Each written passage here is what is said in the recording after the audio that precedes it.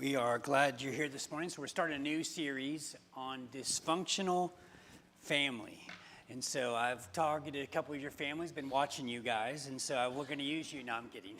The fact is our family life is dysfunctional, and it doesn't take long to realize that, does it? And the reason why is because, to be honest, is I'm dysfunctional, right? And so it doesn't take long. You bring somebody else into my dysfunction or your dysfunction, and then you have now two dysfunctional people trying to work through life and marriage and all that. And so this time of year, we really try to walk through family. And so we want to just really begin to think through this. And so just think, what is it? How long has it been since when you get all your family together and you have a calm dinner, right? So imagine you got your mom, your dad. Now, again, I know there's a lot of blended families here. There's a lot of different individuals in different seasons, and maybe there's even some heart trauma and hurt, but you try to bring that together, like you really quickly to see how dysfunctional just trying to sit at the table together with family, brothers, sisters, parents, all that. When I think of dysfunction in my own life too, I think of my wife and I married when we married, and then we were moving to Memphis when we had Aaron, right before we had Aaron. And so I just think of this little baby being born into parents that have already made decisions. Like it was like a whirlwind of life. Like so, we had lived in Idaho our whole life, and really 2 months after he was born, we would move to Memphis. And so he would never know the life that we knew, right? So he has 9 or 8 aunts and uncles on one side with my wife's side, and then 4, like just a whirlwind of change. And so I think about, imagine all of a sudden going 100 miles an hour and then jumping into someone's car and their life is going, that's dysfunction. It's dysfunction. And so as we think about this, and so maybe, again, you got to give me some feedback on this, or maybe only my family life is dysfunctional, but I don't feel like that's the truth. And so one way to see this, like, I tried, again, any parent that brings their kids to church, I just know if those kids have clothes on and they're orderly in any way, you know that they have fought a good battle, right? They deserve some donuts and some coffee. And so it takes a lot. So there was two things. One, when we first moved here, we met a family that they were getting married, and they had 4 kids. Each they had there were 6 different families involved in this family, and it was a really dysfunctional situation. And so stepping into this, I realized, and I thought I had it tough. I thought my kids were sometimes disobedient. And it was a moment of grace for me to realize, people are going through some hard things in their life. And it's not just some choices we've made, but some of these decisions happen without our decision at all, right? Like, you're born into that family. Aaron, Riley, and Rachel, and Wayne did not get a choice. It's like, you know what? I don't want to be a pastor's son or daughter. I don't want to move to Medford or Memphis. I don't want to do that. They didn't get a choice in that. And so I wanted to just highlight the dysfunction. So I'm not a puke fan. I don't think anybody would be, right? Like, I don't like to be around puke. If someone pukes near me, around me, I hear about it, even talking about it, makes me get a little bit sweaty, and I just don't like it. You think, this pastor's caring, kind, and loving. Just start throwing up, and you'll see a different me completely. Like, it's not even, I can't even help be that way. One time, one guy was puking in the truck when we were plumbing, and I'm like holding his head as I'm driving, just keeping him out there, make sure I don't have compassion. And so there was one time that one of the kids was in the car, we were driving, and they mentioned that Stella puked on them, and I'm just like, Stella puked on you? And this is even before COVID, so I was freaking out. I was like, Stella, I slammed on the brake. Stella puked on you? Why didn't you tell me that? Take off your pants now, like, just because they're telling me. Well, then Tina calms me down in my midst of rage, and she's like, Stella is a dog. And I'm like, oh. And then we were back to normal.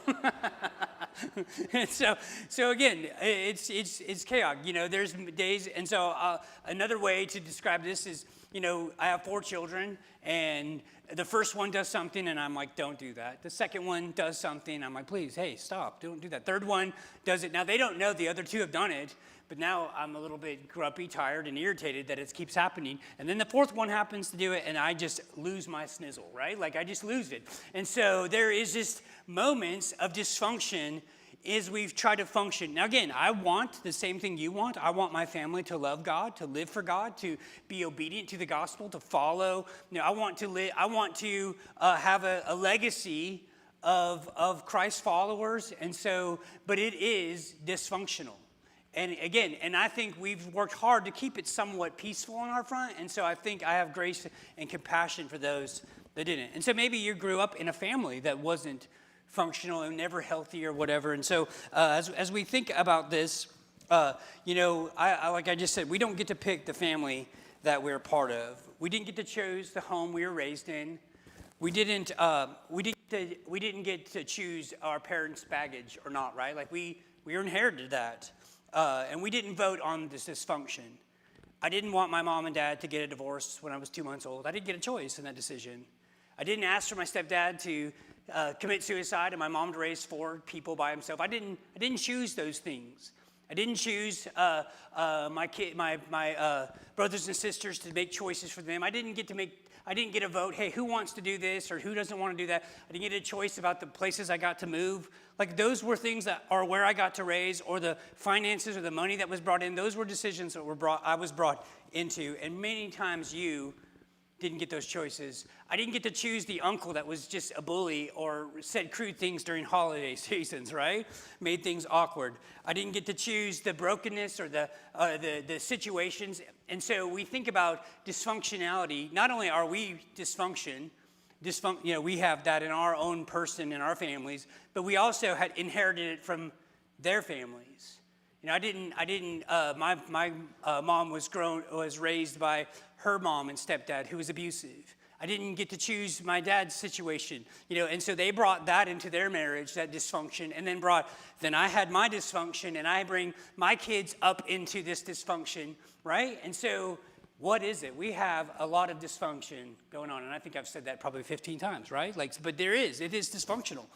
And so we inherit it. We inherit the mess, the broken patterns, the unspoken rules, the hurt that got swept under the rug. From us, that includes trauma, abandonment, or abuse. And now we are, as grown-ups, with stories, scars, and maybe even some survival habits, trying to follow Jesus while still carrying whatever we didn't ask for, right? So we have dysfunction. And so how do we handle this? Well, there is hope. There is hope. You didn't pick your family, but God picked you. You didn't choose where you were raised. God picked you. And he has a purpose for you, and he has a plan. And even in the dysfunction, that's what's amazing. Some of the heartaches and difficulties that I grew up in, I see God use those very things in my life to help me to be compassionate and kind and caring. And so God uses the stuff that we're made of. Now, maybe you've had a great childhood or you had some things, but we all know, we can all identify, even if it was good before you got there, you had probably some opportunity to make it not as good as it could have been, right? So that we see that. Well, thankfully we have examples in the Bible of families that are dysfunctionally used by God. We see that in the Bible. And so we're going to look at Joseph this morning. And so let me just give you the 411 on Joseph's lifestyle. Now, Joseph's dad was Jacob, also known as Israel. And so he comes from a legacy of Abraham, Isaac, and Jacob, right? Jacob's name means supplanter or deceiver. So he had a little history in his life. You can read this in the book of Genesis. He was a hot mess, and he was the OG. He was the father of this. But he had 4 women. Okay, 2 of them were sisters. So Joseph's mom, Rachel, and then his stepmom, aunt, was Leah. Talk about complicated, right? That's dysfunctional. He was one of 12 brothers, and only one of them was full brother, same mom and dad. Rest were half brothers and cousins, right? Am I wrong? Sounds like a Jerry Springer show, right? So this is dysfunction at the core. He didn't ask for all of this. By the time Joseph arrives, some things have already been set in motion. Jacob, also known as Israel, stole from his brother Esau his birthright. He caused some trouble. He caused some problems. And then he reaped what he sowed when his father-in-law, Jacob's father-in-law, said he was going to marry marry Rachel. And then Rachel, he gets to the wedding moment, which brings a lot of questions, and he marries Leah instead. And so he was not happy. And Rachel was the one he wanted, and so like Laban, his father-in-law, says, "Hey, stick around long enough, and you can have Rachel as well." And so this is again, you're like, I'm confused. Read it yourself. I'm telling you, this is a hot mess. This is a dysfunction at the dysfunction. And so a lot of times you're like, I'm going to read the Bible about how families are functional. What you read in the Bible is dysfunctional at its core. Like, it's extremely complicated. And so come to find out, Jacob, who loved Rachel, which is Joseph's mother, Jacob loves Joseph the best. It's his favorite. And so you're not to have favorites, but Jacob did. And so, surprise, right? So here Jacob has Joseph as his favorite. And so Joseph, entitled, but also really loves his father and wants to please his father, is also known as kind of a tattletale. Like, so his brothers do some things that he shouldn't do. So Joseph's like, you shouldn't do that. And he tells his dad, no one likes a tattletale, right? So we say in the Snyder family, snitches find themselves dead in ditches, right? We have a real family, again, the dysfunction, right? And so the idea, it's actually snitches get stitches and find themselves in ditches, is how it all goes, just to get it straight. So anyway, all this, as Joseph is the tattletale, but again, what ends up happening is this weird relationship between Rachel and Leah. They become like in this arms race of trying to have more male son, like they have more sons. And so they barter, it's just such a complicated situation. And yet now Joseph is in the midst. He's trying to please his father, which his brothers now hate him because he's telling the truth. And then this audacity moment where God gives him a dream, and Joseph shares his God-given dream to his brothers and his dad. And it's really, he says, one day you guys will all worship me. And they're like, yeah, I love this, right? He wasn't lying, but it wasn't popular either. And maybe timing could be taught to Joseph. But anyway, so and you know a lot of this story. And what my point of this and sharing it this way is to really understand that this is a dysfunctional family. A lot of times we read in the Bible and we really clean it up and try to make it so it's plowable in our mind. But this was a mess of a mess of a mess. Yet God used this family in remarkable ways. And he would use Joseph in remarkable ways. And so when I think about this is just kind of to kick us off as we think about dysfunctional family. And again, I hope you feel the reality that we have dysfunction, but also the reality that the Bible shows that there's individual that God uses in the midst of this dysfunction. And so Joseph eventually gets not killed by his brothers. They're nice. They sell him. And then he goes and lives with somebody, with Potiphar's family for a while. And then he gets lied to about, and then he finds himself in prison. And eventually, it's a rags to riches story. He becomes second to Pharaoh, the king of Egypt. And so God uses him. And so he has opportunity to see his brothers. And I won't tell you the story end of it yet, but he has an opportunity to deal with those brothers in a way that they dealt with him. And he has an opportunity to handle those situations. And so a lot of this and a lot of our dysfunction, we have zero control of. Let me say again, a lot of our dysfunction, we have zero control of. I can't make decisions for other people. I can't make people do the right thing. I can't make people make good decisions. I can't do that. And part of me wants to do that, right? And so I try different ways or try to, you can try to earn the way, but I can't make my kids live for God, and neither can you. I can't make my brothers or my sisters, I can't influence those people. Now, I can be an influence to them, but I cannot force them and I cannot manipulate them.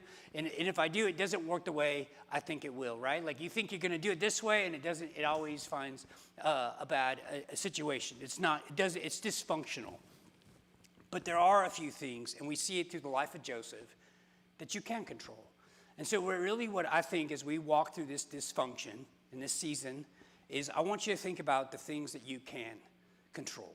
There's a lot of things you can't. And I wish it was a better way. I wish it wasn't the way sometimes it is. And sometimes, God steps in and there's loss and there's heartache and there's hurt and there's consequences to other people's decisions that we can't make go away. And we have to deal with those. And that's the way Joseph had to face life. He couldn't make his brothers not want to kill him. That was in their own heart. He couldn't force his dad not to choose him as a favorite. That was his dad's decision. But the way he responded to that, and that's really where the heart of this is how we respond or how we react to the dysfunction. And how do we allow God to use it? And so we can't control our past or where we come from, but we can control our character, our faith, and how we respond. So we can't control all the things. And a lot of times like you, I spend a lot of time trying to think of the things that I can't fix instead of just focusing on the things that I can fix. And so hopefully this will be helpful for you this morning. So a couple of things. So first of all, we see Joseph's attitude. You know, your attitude, you can change. Like that really does affect the way you look out. I used to work with a guy that no matter what, so one time we had to go home early because we didn't have enough work. He's like, man, this guy, we don't ever have work. We're never going to make money. And we're never going to do this. And we would go, and he's just not in a good mood. And then the next weekend, we had to work overtime. He's like, I can't believe he's making us work overtime. This is just no good. And I realized that no matter what, it would be if we got a job or we didn't have jobs, it was always a negative view of everything. And so attitude does matter. And so we see Joseph. He said the Lord was with Joseph, and he became a successful man. And so his attitude, what happened is he had a lot of scars. He had a lot of brokenness. He had a lot of reasons. He could have just been, you know what, kill me now because my brother sold me. My dad thinks I'm dead. My mom and my aunt are, in this weird, competition. All these excuses, all these reasons. But yet he's now in a foreign land, with a foreign boss over him, and here is his response. It says that the Lord was with Joseph, and he became a successful man. And so we can't control everything that happens to us, but we can control how we respond. If your children do something, do you give yourself some grace or give them grace? How do you respond to those moments? And it really starts with our attitude. And so Joseph shows this, and again, he's not clouded with bitterness or with this attitude of, nothing's working my way, and this that I don't deserve this. This is not fair. No, the Lord was with him. His attitude, and became a successful man. Not only that, we see his faith. And so during the seasons of suffering, we don't have all the answers. Joseph, again, we read it in a few chapters.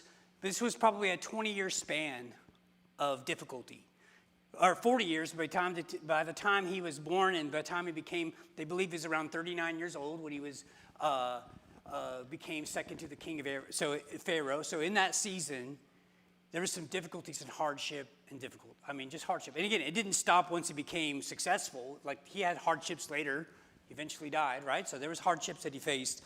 But in those seasons of suffering, he trusted God more than he trusted his circumstances. There's just seasons of life, and I think about my childhood and some of the things I think somewhat are unjust, or some things that were cruel, or something. Again, some things were wrong that happened in our family life, like they weren't good. But strangely and amazingly, God used those broken points in my life to make me the man that I am today. Like that has changed me and made me determined to not have this kind of situation. A lot of the peace in my own personal family life, and where we don't have a lot of drama. Again, we don't have in-laws yet, so we'll see. Waiting until our kids get married, that's going to be a whole other journey for us. And I'll probably be preaching dysfunction again. But the idea is, we try to keep that stuff. We try to protect ourselves, but we trust God knows what's best for us. We trust God in the moments, in the difficulties, and the hardships. And so when life doesn't make sense, we can still trust God is working behind the scenes. Faith means believing God is bigger, has a bigger picture in mind, even when we can't see it yet. It's not about ignoring the pain or pretending everything is fine. It's about trusting God, trusting that God's plan is still unfolding. And so here, in these moments where we capture these pictures of Joseph, where he was in Potiphar's home, and then struggle and difficulty came against him. So he says, "You meant evil." So this was at the end of his life. He comes to his brothers and he forgives. He has faith, like, "What you sought to do evil against me," and it was evil. He says, "But God meant it for good." God used the things the hurts, the difficulties to help mold and shape really Joseph into be the position that he was at. So we see, not only we see his attitude and his faith, again, we see his choices. And this is really where we have control. I can sit there and bellyache about the things that are happening to me, or I can make decisions about my attitude, how I take that. It could be an opportunity, right? This is an opportunity to show God's grace and goodness. And I can, my faith, I can show what God's doing in my life, that even though that this may be a hard season, God has a plan. And then the choices. We see in verse 39, it says, how can I do this great wickedness and sin against God? And this was when Potiphar's wife, Potiphar had given Joseph full control of his basically of all of his everything except his wife, right? And so his wife had eyes on Joseph, and Joseph made a decision. He's like, I'm not gonna break God. Now again, he was away from his family. He was away from any authority. He could have done what he wanted, but what? He trusted God, and he made good choices through his life. And so when we come into dysfunction in our own families, we get to make some good choices. We get to make choices. We get to make choices of how we're going to respond to situations, how we're going to do with this. You know, one of the phrases I've used often is, we want to do the right thing the right way. I want to do the right thing. And so I try in our family is try to do the right thing. It's not always the easiest thing.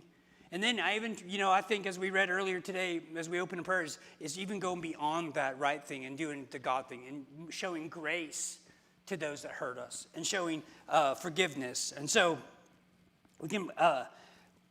we make choices every day, choosing integrity over compromise and forgiveness over bitterness. You have the power to make the right choice no matter the situation. Do you realize that? You have the power. You've been set free to make the right choices. So again, we can complain. We can sit there and be like, my family's dysfunctional.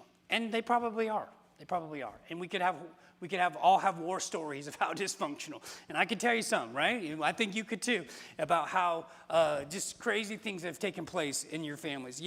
And so one thing that helped me too is as I've gotten older, is just really to look through my family and knowing that with what the situation they had, they tried to do their best, even in the craziness and their dysfunction.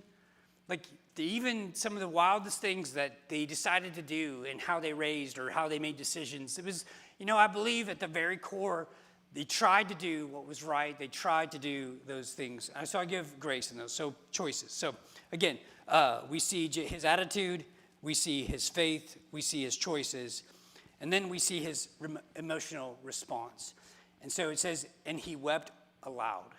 So when he sees his brothers after years of knowing that they sold him, and he sees them for the first time, and he goes along, and he wept. I think it's important to be honest about where hurts are.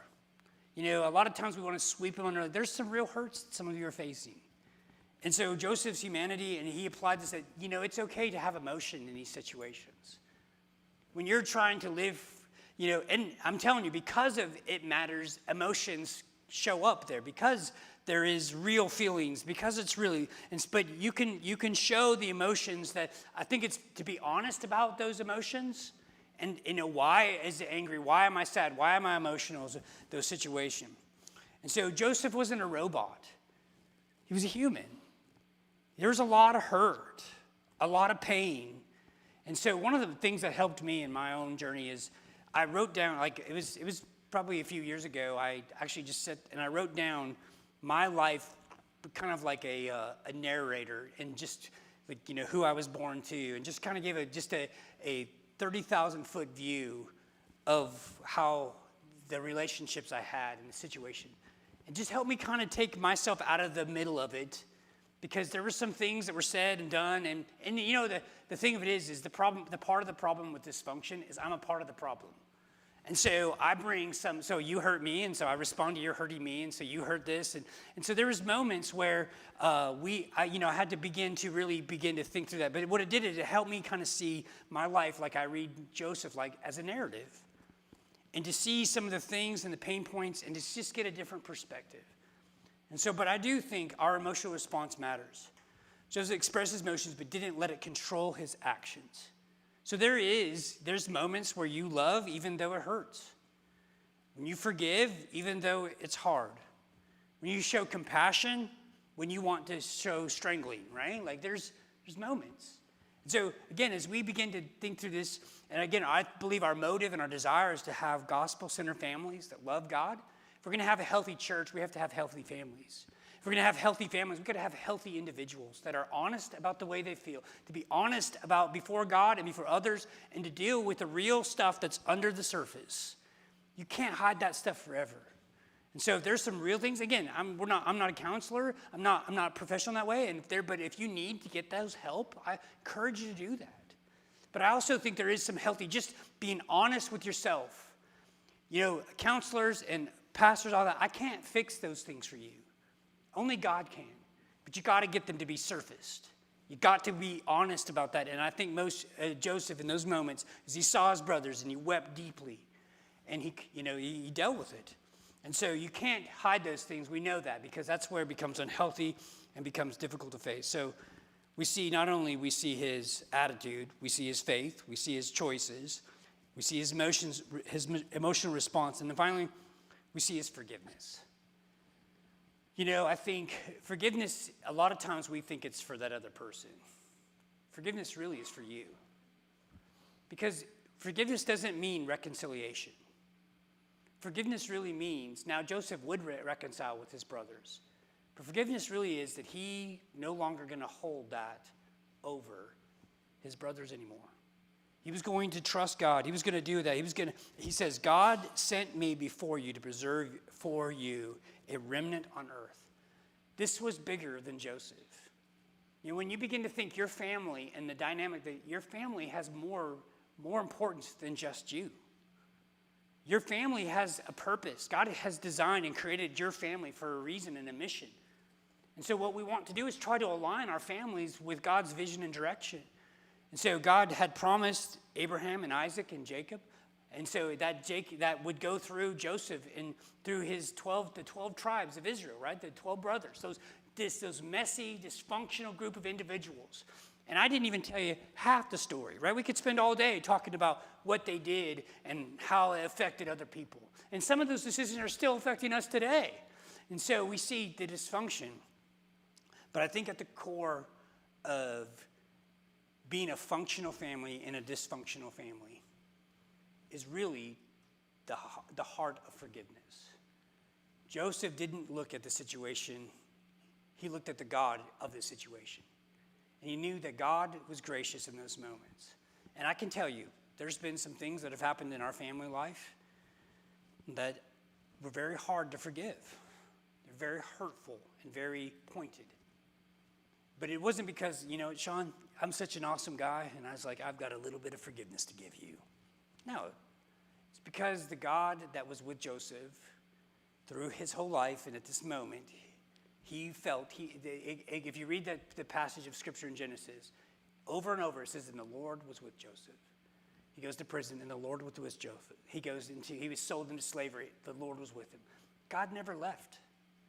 Even in the dysfunction, God never left. And so what did he do? He recognized what God had done, and he wasn't wrong. They did bow to him. They did worship him. They did come to a place where he was the boss. But instead of showing anger and vengeance, which would have been a great movie, right? He shows forgiveness and grace, which shows the power of God. And so as we think about the things that we can control in our life, we can control our attitudes. So when again, you may be in the midst of a family dysfunction. And so I really encourage you to reach out to people, because I think as we talk about husband and wife relationships and children and parents relationships, I think as we walk through this together and to really think through how do we control the things we can control. I think it starts off, and Joseph gives us a great example in this. It starts with our attitude. Do you show kindness and grace to the people in your life and your family that you've given, your parents or those that have struggled, and just be gracious. Your attitude, your faith, allowing God to use their situation, their circumstance does not change the faith and direction God has for you, and trusting God. Your choices, emotional response, and then finally, forgiveness. And so as we close today, here's a couple practical steps I think maybe could help you. Why don't you choose one person in your family to forgive? No strings attached. Maybe it's a deep hurt. It's been for years, and if someone brings it up, you can go on and on for days about it. And it's right. You're right. Why don't you give yourself the gift this morning to forgive them? And not because you're awesome, but because of God's grace and goodness to your life. So choose maybe to forgive somebody.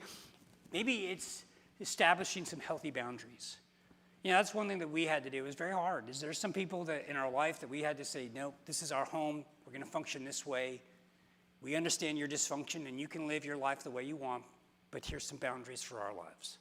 And we've had this, and it's not easy. It's not easy, especially if it's a child-parent relationship, especially if it's a parent-child relationship, that's not going to happen in this family. There's some boundaries in this family. And so maybe establish one healthy boundary with the difficult family member.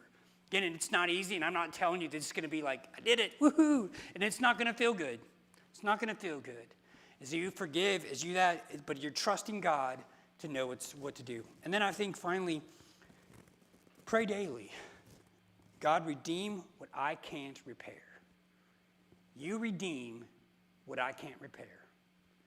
God cares about your family and loves your family. And so, God, you redeem it, what I can't repair. And so, as we pray this morning, again, hopefully it's helpful to recognize that, we have some choices. We have some levers. A lot of times we focus on the things we can't. We focus a lot of time on what others did or didn't do. We can choose some things. And so we have some control of some of this. And it's really mostly how we respond to the dysfunction. And Joseph was a great example of how he responded in forgiveness, and his attitude, and his choices, and his emotional issues. So let's pray. Jesus, we love you. We thank you so much. We know that family life is complicated. And we know that it's not in just our immediate family, but our extended family, and the family that we've been brought into, the marriages that we're starting, all of this, God. I pray that you would just give us grace and kindness. I pray that you would help us, knowing that you're redeeming families, God, that you have changed our hearts, and the power of the gospel is enough to change families as well. God, we've seen it. You can change lives. You can change families. You can heal hurts and wounds. God, now scars stay, but they help remind us of your grace and goodness. And God, I just thank you for your love. I thank you for your grace. And I thank you for your example, Lord, of the true dysfunction of Joseph's environment, but his steadfast faith in how you blessed his life. God, my prayer for me and for everyone here this morning is that, God, that you just be with us. That if we're in a season where we've been betrayed, I pray that, God, you would heal, that you would be with us in that season. And God, maybe we're in a season where false accusations are being said about us. I pray that we would trust you in that season. Or we're imprisoned by bad choices of others. But God, I pray that if maybe there's an opportunity where we can show forgiveness and grace, that we would allow you, that we wouldn't try to make all the wrongs right, but we would trust you in those moments and heal our families. God, I pray that you would heal our families. We give you all the praise and we give you all the glory. In Jesus' name, amen.